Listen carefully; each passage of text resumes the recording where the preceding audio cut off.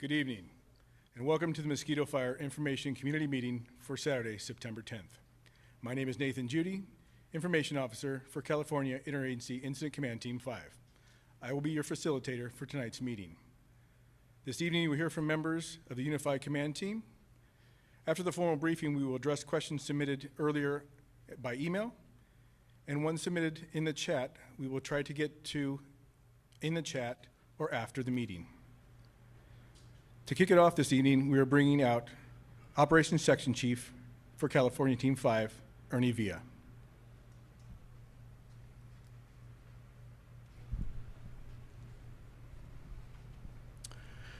Good evening, everybody. My name's Ernie Villa here. I'm planning ops for Team 5. So currently, I'll give a kind of a brief update on things, as well as kind of what from kind of the beginning of the start of the fire, kind of where we're at now.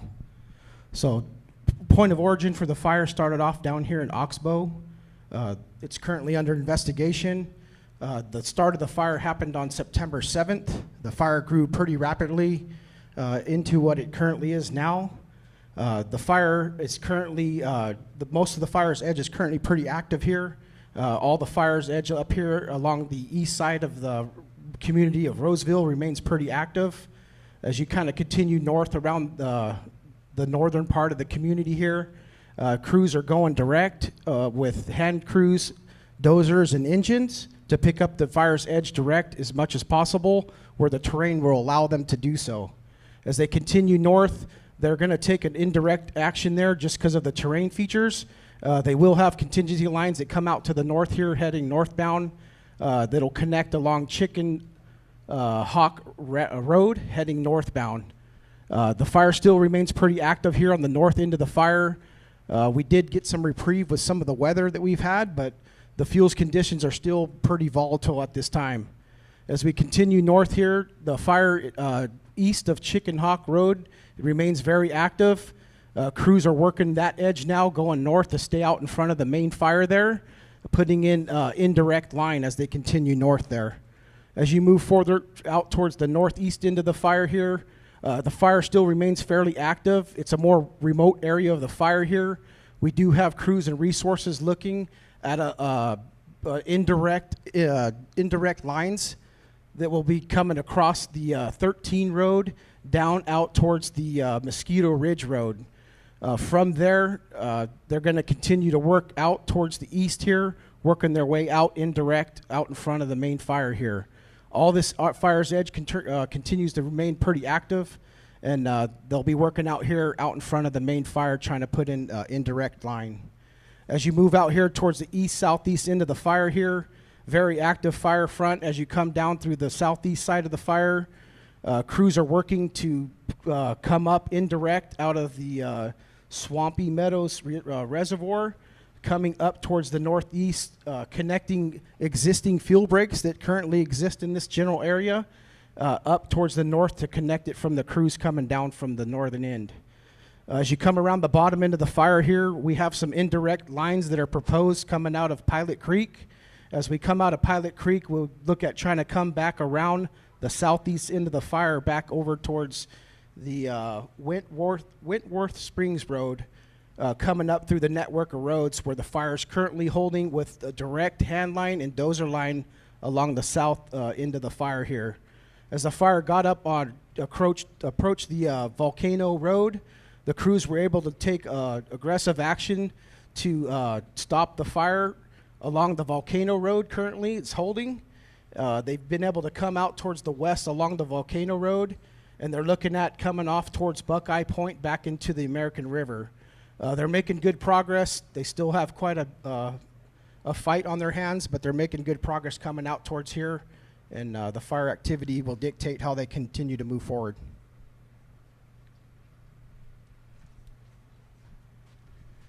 Thank you, Ernie. I appreciate that. Next up, we're going to have our resource advisor, our air resource advisor, which is going to be Lee Tarnay. Lee? Good evening. I'm Lee Tarnay, Air Resource Advisor for the Mosquito Fire.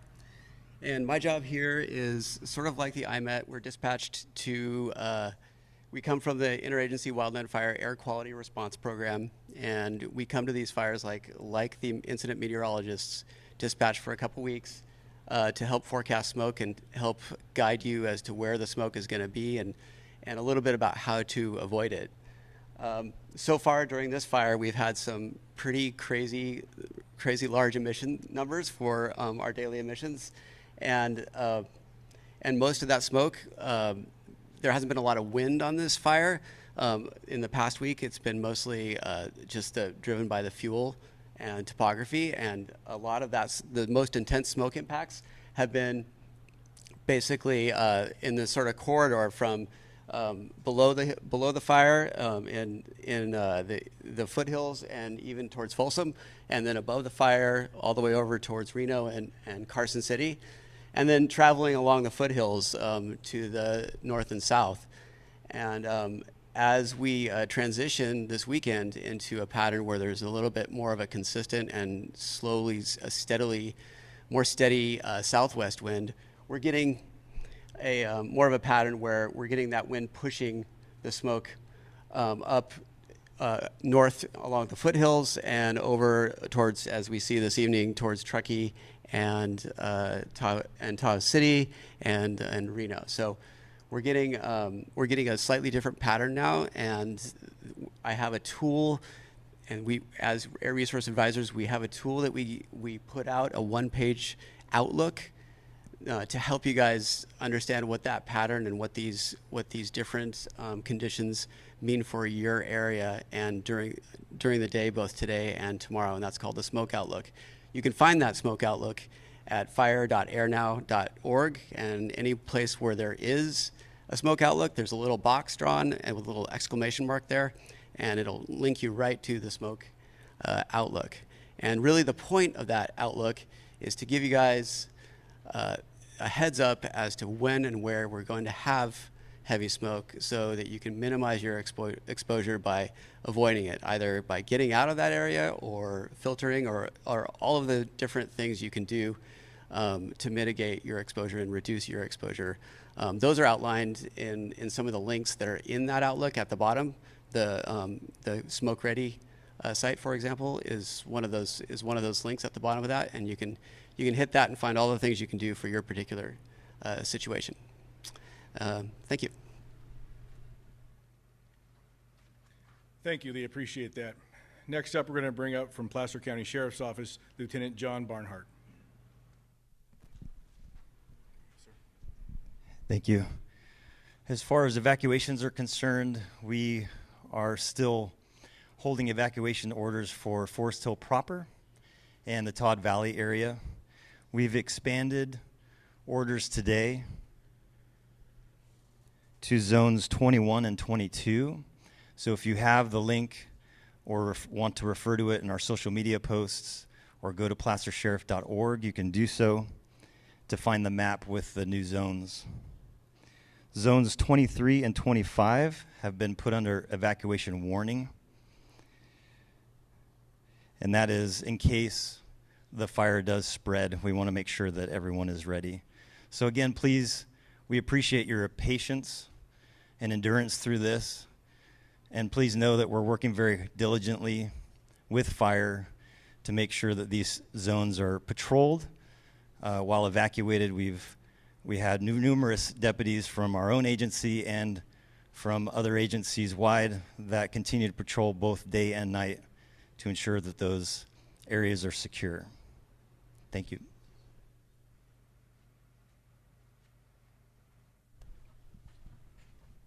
Thank you, Lieutenant. Next up, we're going to have from El Dorado County Sheriff's Office, Sergeant Alex Story. Thank you.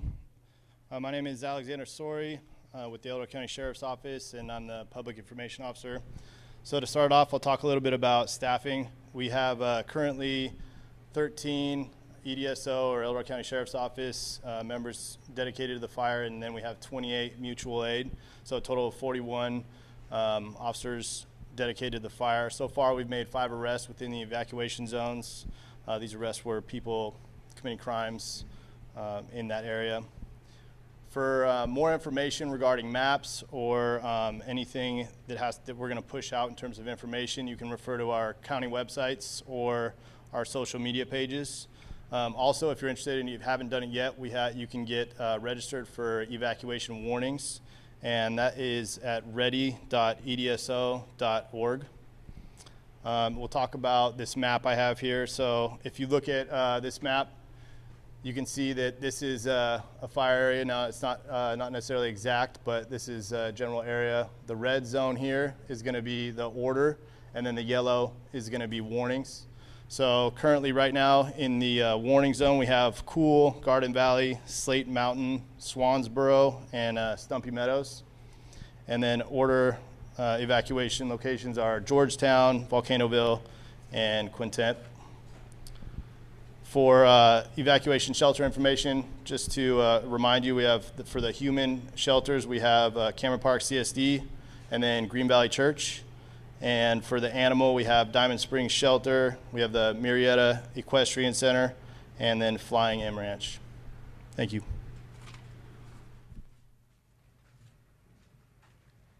Thank you, Sergeant. Appreciate that. Next up, we're going to bring up our agency administrators.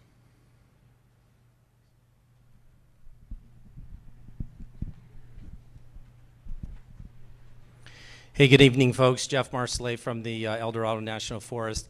And it's my great privilege this first virtual community night, to introduce you to all 4 of the agency administrators for the fire agencies that are responsible, along with the Sheriff's Department, for the fire. And I'll start with furthest to my left, Chief Brian Estes from Nevada Yuba Placer CAL FIRE Unit, and his counterpart north of the Rubicon River, Acting Forest Supervisor Matt Jedra on the Tahoe National Forest. Immediately to my left is my partner on the south side of the river, Chief Mike Blankenheim from the Amador El Dorado Ranger Unit of CAL FIRE, and of course I'm Jeff Marcellet, the Forest Supervisor for the El Dorado National Forest. Let me begin tonight by just saying thank you for being with us. It means a lot for us to have you online making time to get the accurate information from our incident management team. And thanks to the incident management team for mobilizing quickly to come here and help us, and the SAC regional team that came in before Incident Management Team 5 to help prop us up during the initial attack. I'd also like to put a heartfelt thank you to the firefighters who have been valiantly fighting this fire on the line. They've been in dangerous conditions over the last several days, and they have had a heck of a firefight, and you'll hear that over the coming weeks, the harrowing stories and the things that happened on the ground. A couple more thank yous. Our communities have been unbelievable. The outpouring of support, the understanding and the patience for not having all the answers all the time, and most importantly, your desire to help us help put this fire out.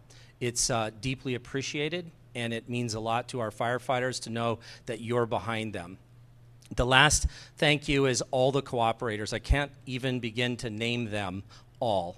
But in an incident like this, it takes a lot of key folks coming together to try to not just put the fire out, but manage power and water and roads and evacuations and animals and all kinds of things that happen in calamity.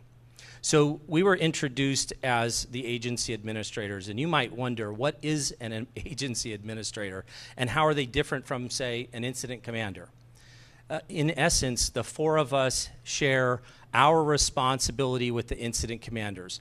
We all are local and have responsibility over the land base that's affected by this fire, whether it's from a state responsibility or a federal responsibility. It's our jobs to uphold the tenets and mission of our respective agencies, and we work to harmonize those every single day so that the firefighters on the ground can go fight the fire. Now, in a large incident like this, we delegate those responsibilities to the incident commanders so that they can make sure to focus on the health and welfare and safety of our firefighters while they progress through the evolutions of dealing with a large incident like this. And we solve policy issues and solve funding issues and solve human resource issues and all the other things that go into a big incident like this. So you're going to get to meet our incident commanders, some of the most skilled firefighters in the world, and we're lucky to have them here. And one or more of us will be at virtually every one of these community meetings to answer questions. So thanks for the time tonight. We appreciate your patience, and we're glad that the team has come to help. Thank you. Thank you, Jeff. Appreciate that. Next up, we're going to bring our incident commanders up and have them talk to you.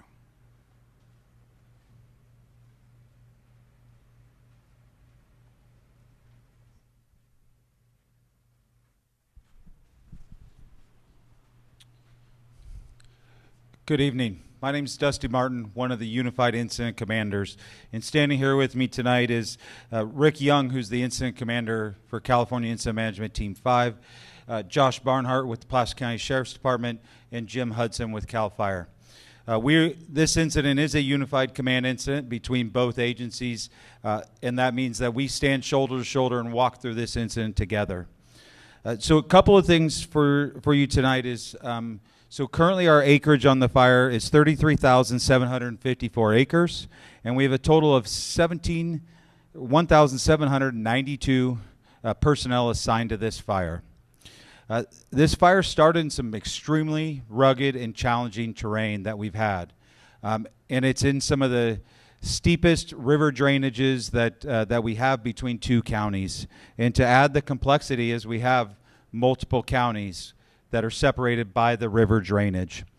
Your firefighters that have been out on the ground have been in one heck of a firefight for the last couple of days, in amongst structures and the communities, and then in that rugged terrain, not to mention the massive heat wave that we've had over the last week when this fire started. One of the things I want you to know is that our number one priority is life and property. With that, that means public and firefighter safety is our top priority. We know that we have folks that are evacuated from their homes, and we do not take that lightly. We are doing everything we can to get the incident mitigated, to get you back into your homes. A couple of things that I do ask is we want to make sure that it is safe. Most of you in the different counties have been evacuated in the last couple of years, and we understand the toll that that takes on you. We want to make sure that it is safe to do so when we get you back into your house. The last thing that we want to do is have to re-evacuate you again. So every day we are having meetings that are looking at the repopulation to get you back into your homes. And I want you to know from a heartfelt that is a top priority, and we are working on that diligently. As we go through the weeks, understand that you're going to see multiple agencies. We are here together. Doesn't matter the patch, we are here to mitigate this emergency to the best of our abilities, quickly, safely, and as efficiently as we can. Thank you, and have a good night. Thank you, Incident Commanders. Next, we're going to go into our question and answer period from some of the questions you submitted online this evening. First up, we're going to bring back Ernie Villa, our Operations Section Chief.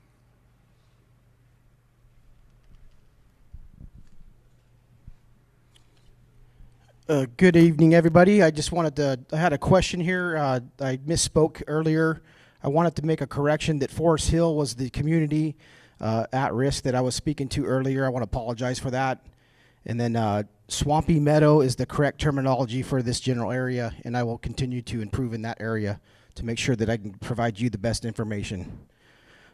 Another question I had here is how solid is the fire line along Volcano Road?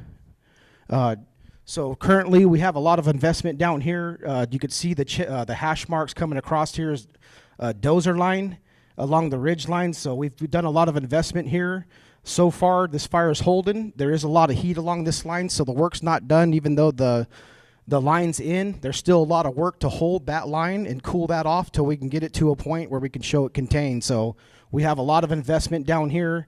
Tactically, this is the most favorable ground for the folks down on the ground operationally, and they have a good plan coming out to the west here to try to lock this fire off and tie it back into the American River.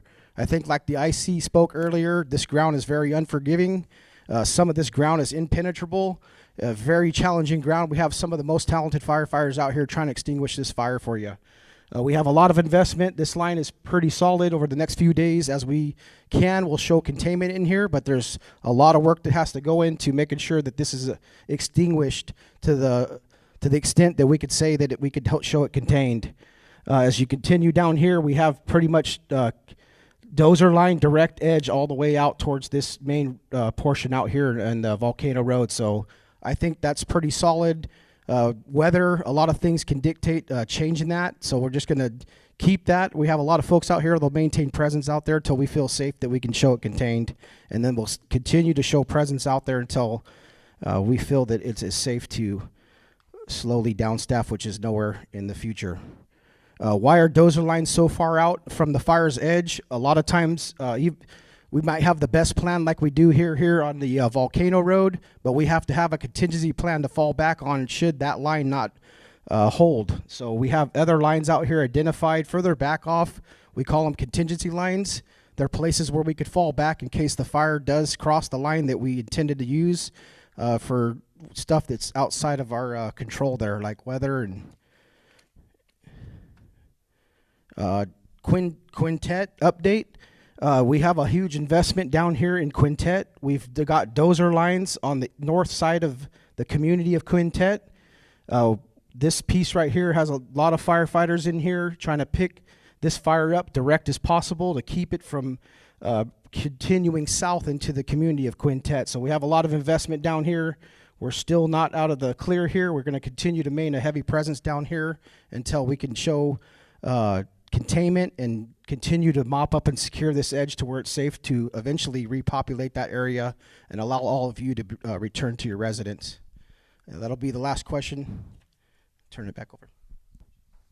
Awesome. Thank you, Ernie. Really appreciate you getting up there and answering some of the questions we're getting online. Next, we're going to bring up from Placer County Sheriff's Office, once again, Lieutenant John Barnhart.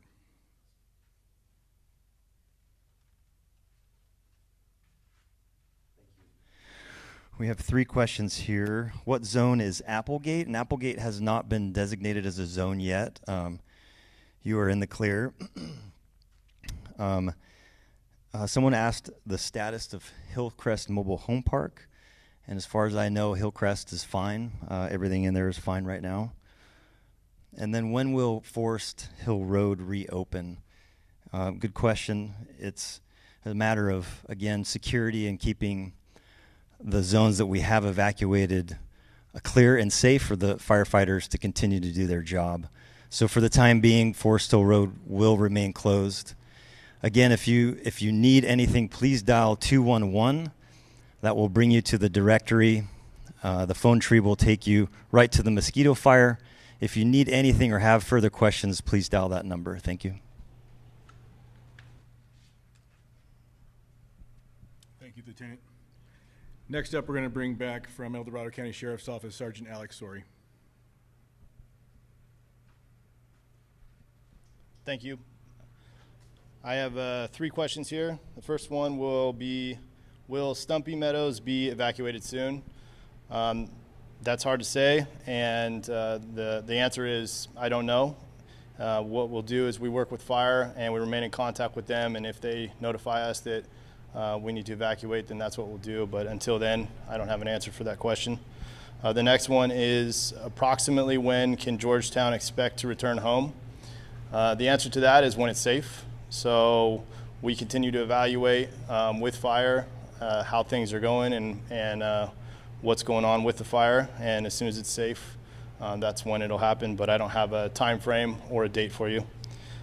And the third, any homes lost in El Dorado County, Georgetown, or Volcanoville? The answer is I don't have an answer to that. We have to wait for the damage assessment team to go in there once it's safe, once again. So when it's determined it's safe, the damage assessment team can go in and then we'll have answers for you on that. Thank you. Thank you. I appreciate that, Sergeant. That's going to conclude the briefing for this evening. We will be continuing these meetings every night, the same time, 7 o'clock, on the El Dorado and Tahoe National Forest Facebook page, as well as CAL FIRE and our YouTube account. Thank you for your patience. Thank you for joining us this evening. We will be answering the questions that we didn't get to tonight on the chat. Thank you. We'll see you tomorrow.